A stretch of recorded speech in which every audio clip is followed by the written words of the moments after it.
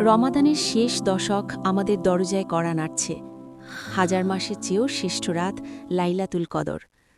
কিন্তু একজন গর্ভবতী মা হিসেবে আপনার মনে হয়তো কিছুটা বিষণ্ণতা কাজ করছে। ভাবছেন, আগের মতো সারা রাত দাঁড়িয়ে নফল নামাজ বা দীর্ঘ তিলাওয়াত কি এবার সম্ভব?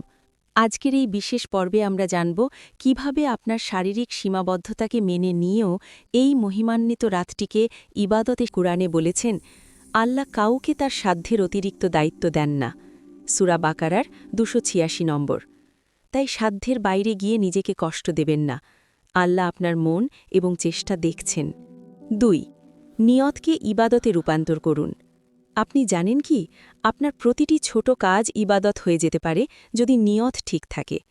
যখন ইবাদত করতে করতে খুব ক্লান্ত লাগে এবং আপনি একটু বিশ্রামের প্রয়োজন বোধ করেন, তখন মনে মনে বলুন, হে আল্লাহ, আপনার দেওয়া এই আমানত বা সন্তানের কল্যাণের জন্য আমি বিশ্রাম নিচ্ছি, যেন শক্তি ফিরে পেয়ে আমি আবার আপনাকে ডাকতে পারি।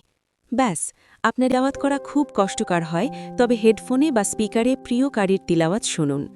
ছোট ছোট সূরা বা দোয়াগুলো বারবার পড়তে থাকুন। এক পারা শেষ করতে না পারলে হতাশ হবেন না। আপনার ৫ পৃষ্ঠার চেষ্টাই আল্লাহর কাছে অতি মূল্যবান। বারবার পড়ুন, আল্লাহুম্মা ইন্নাকা আফুউন তুহিব্বুল আফওয়া ফাফু আন্নি। হে আল্লাহ, আপনি ক্ষমাশীল, ক্ষমা পছন্দ করেন, তাই আমাকে ক্ষমা করুন।